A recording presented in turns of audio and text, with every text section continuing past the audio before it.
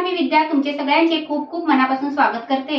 आज आपण कोकणातील पारंपरिक पदार्थ करणार आहोत। भानवली हा विस्मरणात गेलेला हा कोकणातील एक पदार्थ आहे। भानवली करण्यासाठी इथे मी तांदूळ घेतलेले आहेत, पण भानवलीसाठी तांदूळ कसे असावेत, किती भानवली आपल्या तव्याला किंवा कावीळला चिटकणार नाही, तर भानवलीसाठी तांदूळ आहेत ना ते जुने असावे, जाडे असावे, म्हणजे आपल्या तव्याला ते चिटकत नाहीत। आणि जर ते नवीन असले ना तर मग आपली भानवली बनवताना ते कावीळला किंवा तव्याला ते चिटकतात। भानवलीसाठी तांदळाचं डाळीचं प्रमाण कसं घ्यायचं, तर आपल्या 4 1 म्हणजे आपण 4 वाट्या जर तांदूळ घेतले ना तर इतर साहित्य ते आपण 1 1 वाटी घ्यायचे। इथे मी 4 वाट्या तांदूळ घेणार आहे। आपण 4 वाट्या तांदूळ घेतले तर ह्याच वाटीच्या मापाने इतर साहित्य आपण घेणार आहोत। ह्याच वाटीच्या मापाने 1 वाटी पोहे आहेत, तुम्ही जाडे पातळ कोणतेही घेऊ शकतात। माझे हे जाडेवाले 1 वाटी पोहे आहेत। 1 वाटी उडदाची डाळ आहे। सर्व साहित्य आहे ते आपल्याला 1 2 ते 3 वेळा चांगलं व्यवस्थित असं धुवून घ्यायचंय। हे तांदूळ आहे ते आपण 3 वेळा स्वच्छ असे धुवून घेणार आहोत आणि आपल्याला त्याला भिजसे घालायचे। पण भिजसे घालताना सर्व साहित्य आपल्याला अलग अलग भिजवायचे, एकत्र भिजवायचं नाहीये। तर सर्वप्रथम आपण ह्या डाळ आणि तांदूळ आहे ते धुवून घेऊया। तांदळातली आणि डाळीतली पावडर असते ती जाईपर्यंत ह्याला स्वच्छ असे धुतलेले आहेत। त्याच्यामध्ये आपल्याला पाणी घालायचं आहे। तांदूळ बुडून 4 बोट पाणी वरती येईल इथपर्यंत आपल्याला तांदळामध्ये पाणी घालायचंय आणि तांदूळ आहे ते आपल्याला झाकून ठेवायचे। त्याचप्रमाणे आपण डाळीमध्ये पण पाणी घालणार आहोत। आपली डाळ पूर्ण बुडेपर्यंत आपल्याला याच्यामध्ये पाणी घालायचंय आणि याला पण आपल्याला झाकून ठेवायचंय। त्याचप्रमाणे आपण पोहे आहेत ते पण 2 वेळा धुवून घेतलेले आहेत। हे पोहे आहेत ते तुम्ही सर्वात उशिरा पण भिजवले तरी पण चालतील, पण मी आत्ताच तांदळाबरोबरच भिजवून घेतलेले आहेत। आणि पोहे फक्त बुडतील ना एवढेच आपल्याला याच्यामध्ये पाणी घालायचंय, जास्त पाणी घालायचं नाहीये। आणि हे सर्व साहित्य आहे ते आपल्याला 7 ते 8 तास असं आपल्याला भिजवून घ्यायचे। त्याचप्रमाणे आपण भानवलीमध्ये टाकण्यासाठी इथे 1.5 चमचा बडीशेप घेतलेली आहे। बडीशेपने तुमच्या भानवलीला चांगला सुवास पण येतो आणि मस्त अशी टेस्ट पण येते। त्याला पण आपल्याला भिजसे घालायचे आहे। 20 एक दाणे आहेत आपले मेथीचे, ते मेथीचे दाणे आहेत ते पण आपल्याला भिजसे घालायचे आहेत। मेथीचे दाणे आहेत ना त्यांनी पिठाला चांगली व्यवस्थित अशी जाळी येते, यांना पण आपल्याला भिजसे घालून ठेवायचे। आणि हे सर्व साहित्य आहे ते आपल्याला 8 तास तरी आपल्याला भिजसे घालून ठेवायचे। आपले डाळ आणि तांदूळ आहेत ते 9 तास असे मी भिजवून घेतलेले आहेत। त्यांना आपल्याला आता वाटून घ्यायचे। मी डाळीतलं पाणी काढून टाकलेलं आहे आणि हे आपले तांदूळ आहे ते आपल्याला वाटताना लागले तर आपण हे तांदळातलंच पाणी वापरणार आहोत। तांदळातलंच पाणी आपण वापरलं ना तर पीठ आहे ना तर आता थंडीतून चांगलं व्यवस्थित असं येतं। मिक्सरचं भांडं घ्यायचं, तुमच्याकडे मोठं असेल तर मोठं घ्यायचं, छोटं असेल तर छोटं घ्यायचं आणि डाळ आणि तांदूळ आपल्याला अलग अलग वाटून घ्यायचे।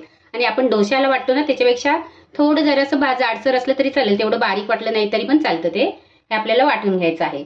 आणि बडीशेप आणि मेथी आहे ना ती तुम्ही पोह्यांबरोबर किंवा तांदळाबरोबर कशात पण घालून वाटली तरी पण चालेल। हे तांदूळ मी मिक्सरच्या भांड्यात भरून घेतले ना त्याच्यामध्येच मेथी पण घालते आणि ही बडीशेप आहे ना ती पण मी त्याच्यामध्येच घालते आणि एकदा वाटून घेते। नंतर आपण चांगले मिक्स करून घेणार आहोत। बघू शकता तुम्ही आपलं असं एकदम मस्त असं बारीक असं वाटून झालेलं आहे। तुम्ही अजून सुद्धा याच्यामध्ये पाणी घालून वाटलं तरी पण चालेल, एकदम जाडसर नाही। पण असं तुम्ही जर हात फिरवलेत ना तर तुम्हाला वाटते की कुठे कुठे त्याचे थोडे थोडे तांदळाचे कण आहेत, इथपर्यंत आपल्याला बारीक करून घ्यायचे। एका मोठ्या भांड्यामध्ये ह्याला आपल्याला काढून घ्यायचे। डाळ, तांदूळ, पोहे, मेथी, बडीशेप सर्व आपलं साहित्य आहे ते वाटून झालेलं आहे। मी सर्व अलग अलगच वाटून घेतलेलं आहे आणि ह्याला आपल्याला मिक्स करून घ्यायचं आहे। चांगलं व्यवस्थित असं मिक्स करायचं। मी पीठ येण्याच्या मी तुम्हाला 2 टिप देणार आहे, ते खूप महत्त्वाच्या अशा। एक तर हे पीठ आहे ते तुम्ही हाताने फिटायचं, म्हणजे आपल्या हाताची उष्णता असते ना ती पिठाला लागते आणि थंडीतून किंवा पावसातून हे पीठ आहे ते चांगलं व्यवस्थित येतं। बघा तुम्ही गावी येता जेव्हा वड्याचं पीठ ठेवतो ना तेव्हा काही लोक बोलतात की तुमच्या हाताने पीठ चांगलं येतं। तर काय येतं त्यांच्या हाताने पीठ चांगलं वड्याचं, तर त्यांच्या अंगामध्ये उष्णता जास्त असते ना, मग ते पीठ चांगलं येतं। म्हणून हाताने फेटल्यावर पीठ चांगलं व्यवस्थित असं येतं। आणि दुसरी टिप म्हणजे कोणती, तर पीठ आहे ना एवढं आपल्याला घट्ट असं ठेवायचं नाहीये, थोडंसं जरासं आपण याला फेटून फेटून पातळ करणार आहोत। आणि जर वाटलंच आपल्याला फेटून हे पातळ झालं नाही म्हणून तर आपण त्याच्यामध्ये थोडंसं जरासं पाणी घालणार आहोत। म्हणजे काय होतं, थोडं सैलसैल असलं ना तर पीठ असं फुगायला चांगली त्याला जागा मिळते, म्हणजे ते पीठ चांगलं व्यवस्थित असं येतं। तिसरी गोष्ट म्हणजे कोणती, तर हे भांडं घेताना थोडं मोठं घ्यायचं। आता त्याला पीठ येण्यासाठी वरती जागा पाहिजे आणि असं पसरट भांडं घ्यायचं, म्हणजे पीठ पटकन असं वरती येतं। याला आपल्याला चांगलं व्यवस्थित असं 5 मिनिट आपण फेटून घेणार आहोत। बघा जसं तुम्ही फेटत जाल ना तसं ते सैल होत जातं, म्हणून 5 मिनिटं ह्याला फेटून घ्यायचंय। असं चांगलं फेटल्याने पीठ आहे ना ते हलकं होतं आणि हलकं झाल्याच्या नंतर पण ते पीठ चांगलं व्यवस्थित असं येतं। पीठ चांगलं व्यवस्थित आलं ना तर तुमची आंबोळी म्हणा किंवा तुमची भानवळी, खापरोळी चांगली व्यवस्थित अशी जाळीदार तयार होते। हा आपल्या कोकणातील पारंपरिक पदार्थ आहे. आता विस्मरणात गेलेला आहे. काही ठिकाणी करतात पण अजून त्याची पिढी आहे ना ते विसरलेलं आहे. हा गोडाचा पदार्थ आहे, खूप छान लागतो. ह्याच्याबरोबर खाण्यासाठी आपल्याला दुसरे कोणतेही पदार्थ लागत नाही. हे तुम्ही चहा बरोबर खाऊ शकता किंवा तुम्ही असेच पण खाऊ शकता. ज्या भांड्यामध्ये तुम्ही पीठ झाकून ठेवणार आहोत ना त्या भांड्यामध्ये एक 4 बोटं तरी भांडा आहे ते रिकामं राहिलं पाहिजे पीठ येण्यासाठी. आता ह्याला आपल्याला झाकून ठेवायचं आहे. मी सकाळी जर तांदूळ भिजायचे घातले तर संध्याकाळी वाटायचे रात्री आणि अख्ख्या रात्रभर यांना झाकून ठेवायचं आणि दुसऱ्या दिवशी आपण याची भानवळी करायची. तर थंडीतून पीठ आहे ना ते चांगलं येत नाही, मग त्याच्यावरती झाकण ठेवायचं आणि तुमचा टॉवेल असेल ना त्या टॉवेलमध्ये ह्याला बांधायचं आणि उबदार ठिकाणी ह्याला झाकून ठेवायचं. असं थंड ठिकाणी ठेवायचं नाही, उबदार ठिकाणी ठेवलं ना तर लवकर असं त्याचं पीठ येतं. याला आपण आता अख्ख्या रात्रभर असे झाकून ठेवणार आहोत. म्हणजे कमीत कमी 10 तास तरी याला आपल्याला झाकून ठेवायचं आहे. 10 तास आपल्या पिठाला झालेले आहेत. बघू शकता तुम्ही आपलं पीठ किती मस्त असं आलेलं आहे. बघू शकता कशी जाळी पकडली आहे ती. असं उबदार ठिकाणी ठेवायचं म्हणजे ते चांगली त्याला जाळी येते चांगली. आणि आता तुम्ही मिक्स केलं ना तर जेवढं फुगलेलं आहे ना तेवढं तुमचं कमी होणार आहे असं मिक्स केल्याच्या नंतर. आणि जर तुम्हाला आता हे करायचे नसतील एवढ्या सर्व पिठाचे तर तुम्ही हे अर्ध काढून घ्यायचं आणि उरलेलं पीठ आहे ते फ्रीजमध्ये ठेवायचं. 8 दिवस चांगलं व्यवस्थित असं राहतं. चांगलं व्यवस्थित असं आपल्याला मिक्स करून घ्यायचं आहे. ह्याच्यामध्ये मी मीठ घातलेलं नाहीये. आता मी मीठ घालणार आहे. मी आता ह्या सर्व पिठाचे करणार नाहीये, थोड्याच पिठाचे करणार आहे.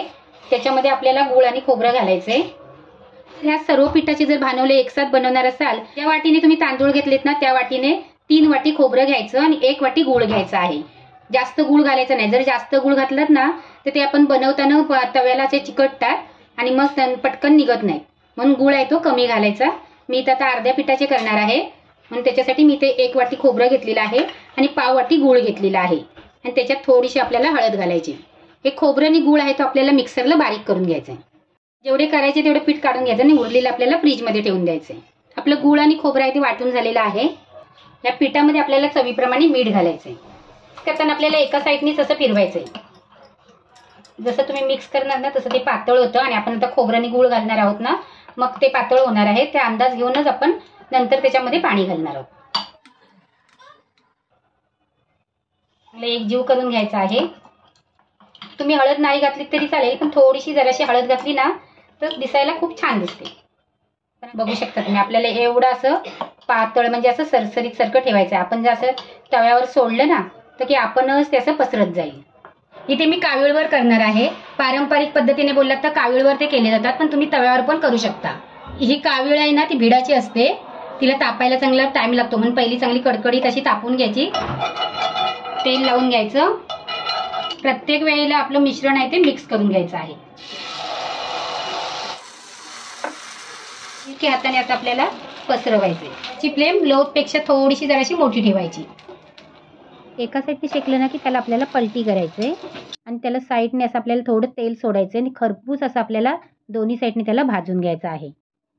दोन्ही साईडने चांगलं शेकल्याच्या नंतर त्याला काढून घ्यायचं आणि त्याचप्रमाणे आपण दुसरं घालायचं आहे. पण प्रत्येक वेळेला मिश्रण आहे ते मिक्स करून घालायचं आहे. बघू शकता तुम्ही कशी जाळी आलेली आहे ती. त्याचप्रमाणे एक साईड शेकल्याच्या नंतर पलटी करायचं आणि या साईडने पण शेकून घ्यायचं. अशा प्रकारे आपण सर्व भानवले आहेत ते करून घेणार आहोत. तुम्हाला पाहिजे तर तुम्ही असे मोठे पण घालू शकता. सर्व आपले भानवले आहेत ते करून झालेले आहेत. बघू शकता तुम्ही किती मऊ लुसलुशीत झालेले आहेत ते. एकदम पातळ घातलात ना तरी पण तो मऊ होतो.